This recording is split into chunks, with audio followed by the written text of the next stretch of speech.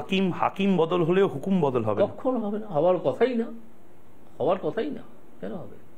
মানুষের যে আস্থার জায়গাটা তৈরি করেছিলেন আপনি, কোথাও মনে হয় মানে আপনি তো এই যে দু কামরার ফ্ল্যাট, দর্শকদেরও বলি, দু কামরার ফ্ল্যাটে মধ্যবিত্ত বাড়ির মতনই বিভিন্ন জায়গাতে অগোছালোভাবে বই পড়ে আছে, কাপড় জামা পড়ে রয়েছে, নলেন করে মিষ্টি খাওয়ালেন স্যার, এটাতে তো দিব্যি 5 মাস পরে অবসর যাপন আপনি টিভিতে রিপাবলিক বাংলা দেখে, অন্য চ্যানেল দেখে, সিনেমা হলে গিয়ে বই লিখে কাটিয়ে দিতে পারতেন।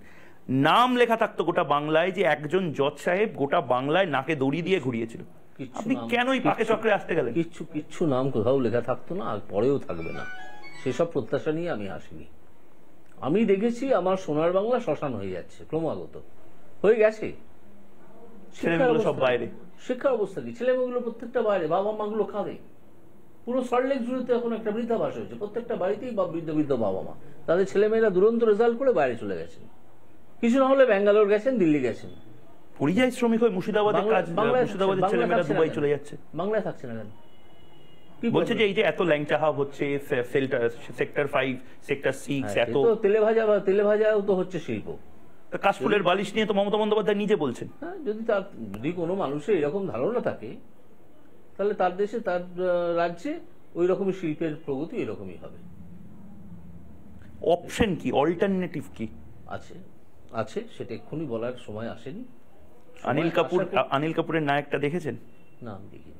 দেখুন, আপনি তো সিনেমা ভালোবাসেন, গান, সিনেমা ভালোবাসি। সেখানে একদিনের মুখ্যমন্ত্রী হয়ে একজন অভিনেতা অনিল কাপুর সেই চরিত্রে গোটা বাংলা নয় গোটা মহারাষ্ট্রকে পরিবর্তন করেছিল। পর আপনার মতনই প্রায় সাসপেন্ড করছিল, বিভিন্ন লোকের চাকরি বলেছিল স্যাক করে নেব। আপনি কি অ্যাকচুয়ালি এরকম? আপনাকে অনেকে বলে অরণ্যদেব, আপনাকে অনেকে ভগবান বলছে।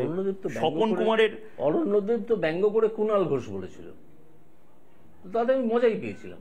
কুণাল ঘোষ অরণ্যদেব বলে সমালোচনায় মানে মজা পান? আপনাকে নিয়ে ট্রোল কুণাল ঘোষ যা সমালোচনা করেছেন ইনি অত্যন্ত মজাদার ভাবে করেছেন। আমি সেগুলো অত্যন্ত এনজয় করেছি। আমি কুণাল ঘোষের সঙ্গে যখন দেখা হয়েছিল বলেছিলাম যে আপনি একজন নেতাকে বলেছিলেন উনি সকালে বিজেপি, দুপুরবেলা তৃণমূল, তারপরে আবার জনতা পার্টি বা কংগ্রেস এরকম, বা সম্বুধ শুক্র। হ্যাঁ, সম্বুধ শুক্র তৃণমূল, মঙ্গল বৃহস্পতি শনি উনি বিজেপি, আর রবিবার উনি রেস্ট নেন বলে আমরা খুব হাসাহাসি করেছিলাম, একদিন আড্ডা মারছিলাম। কিন্তু আপনার এই যে স্ট্যাচুটা আমরা অনেক ওপরে রেখে দিয়েছিলাম, এবার আপনি তো আমাদের পাশে বসছেন, রাস্তায় যাবেন, হাজার হাজার মানুষ। এটা আমি দীপক অধিকারী দেবকেও জিজ্ঞেস করেছিলাম, যার সিনেমা আমি দেখতে যাই 300 টাকা 400 টাকা খরচা করে, একবার হাত টাচ করে দিলে একজন মেয়ে অজ্ঞান হয়ে পড়ে যায় অষ্টদশী। ঠিক সেরকম আপনাকেও একই কথা বলছি। জাজ সাহেব অভিজিৎ গঙ্গোপাধ্যায়ের যে স্টেচার ছিল, এখন তো রাস্তায় দাঁড়িয়ে হয়তো তৃণমূলের 4টে চ্যাংড়া ছেলে আপনার বিরুদ্ধে ফ্ল্যাগ নিয়ে কথা বলবে। আমি আমার 56 বছর বয়সে জজ হয়েছিলাম। 61 বছর কিছুদিনের মাথায় আমি জজ সিট থেকে, জাজের সিট থেকে পদত্যাগ করে চলে এসেছি। ঠিক আছে, এই 56 বছরটা আমার কেটেছিল কি করে? 56 বছর কেটেছিল কি করে? আমি তো মানুষের সঙ্গেই মিশতাম। সমালোচনায় আপনার গা শোয়া হয়ে গেছে। সমালোচনা কে সমালোচনা করেছে? তৃণমূল কংগ্রেসের আজকে তৃণমূল কংগ্রেসের লোকগুলো তো দুর্বৃত্তরা কিছু জানে না, অর্ধশিক্ষিত। তাপস রায় তো বেরিয়ে আসছে, তৃণমূল থেকে বেরিয়ে আসছে। মানে আপনি বলছেন তৃণমূল ইজ ইকুয়ালস টু দুর্বৃত্ত? সবাই নয়, কিন্তু একটা বিরাট অংশ চাকরি বিক্রি করলো কে? চাকরি বিক্রির এজেন্ট ছিল তো। এরা বলছে কোনো চাকরি বিক্রি হয়নি, এই বিকাশ রঞ্জন আপনারা সবাই মিলে এমন একটা ঘোট পাকিয়ে দিয়েছেন ছেলেমেয়েগুলো চাকরি পাচ্ছে না। সম্পূর্ণ জেনে শুনে মিথ্যে কথা বলছে, প্রমাণ হয়ে গেছে, ডকুমেন্ট এসে গেছে যে কিভাবে চাকরিগুলো নষ্ট, চাকরিগুলো যারা যোগ্য তাদেরকে বাদ দিয়ে অযোগ্যদের দেওয়া হয়েছে। নাহলে পরেশ অধিকারীর মেয়ে কি করে চাকরি পেল? তার তো কোনো লিস্টে নামই ছিল না। তাকে একেবারে একটা উদাহরণ আমি আপনাকে দিচ্ছি, এরকম হাজার উদাহরণ দেওয়া যায়।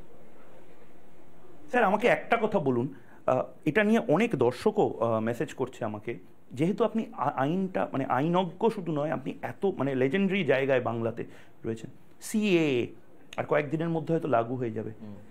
সিএ বাংলায় কেন জরুরি? কারণ তৃণমূল কংগ্রেসের পক্ষ থেকে কারণ বাংলা একটা বিরাট অংশে আপনার আন্তর্জাতিক সীমানা আছে,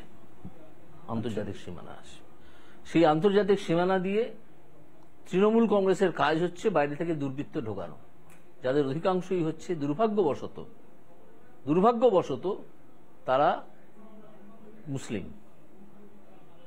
তাদেরকে নিয়ে এসে সরাসরি বলছেন তৃণমূল কংগ্রেস এরকম মুসলিম অনুপ্রবেশকারী ঢুকাচ্ছে? অবশ্যই, নাহলে ঢুকছে কি করে? নাহলে ঢুকছে কি করে? তাহলে রেশন কার্ড, তাহলে ভোটার আইডেন্টি কার্ড কোথেকে পাচ্ছে?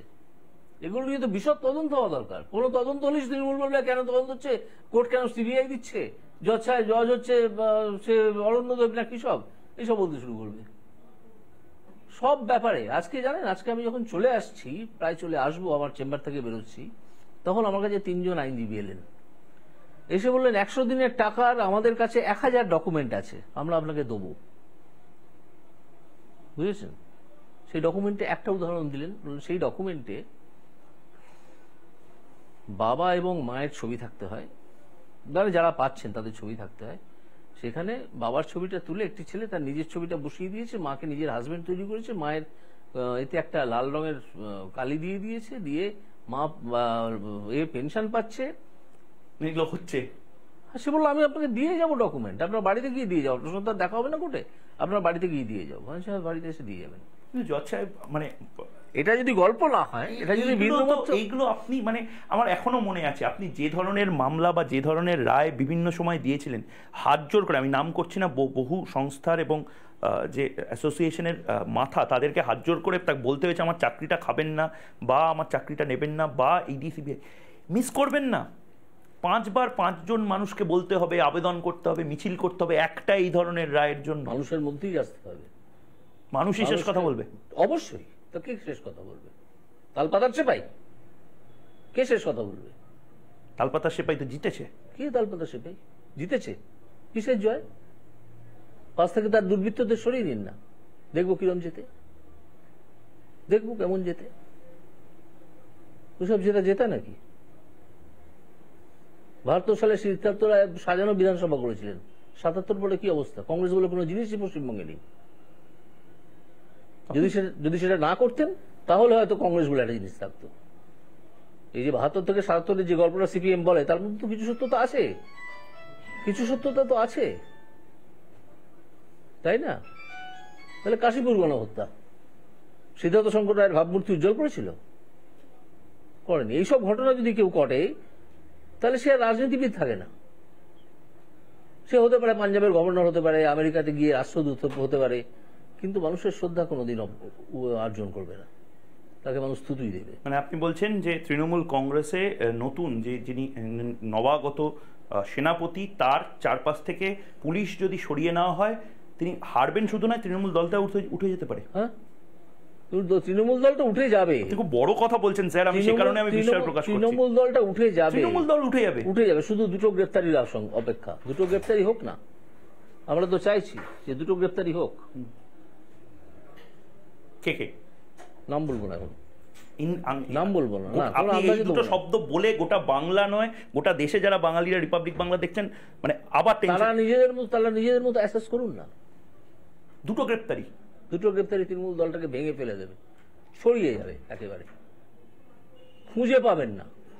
হওয়া সম্ভব না। মানে আমি মানে রাজনৈতিক নেতার মতন বলছি না।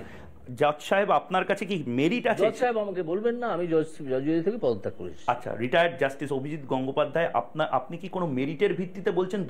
আমি আমার অ্যাসেসমেন্টের, সোসাইটির অ্যাসেসমেন্টের ভিত্তিতে বলছি। দুজন মানুষের অ্যাসেসমেন্টের, তাদের গ্রেপ্তারি হওয়ার সম্ভাবনা রয়েছে? অবশ্যই রয়েছে। মানে কখন কি হয়ে যায় কিচ্ছু বলা যায় না, কিচ্ছু বলা যায় না, কিচ্ছু বলা যায় না। ঠিক আছে, আপনি ভয় পাওয়ানোর একটা জায়গা তৈরি করছেন। আপনি কি বাংলায় বুলডোজার বাবা হওয়ার জন্য এসেছেন? একটা আতঙ্কের জায়গা তৈরি হতে পারে। বুলডোজার আমার অত্যন্ত প্রিয় বস্তু।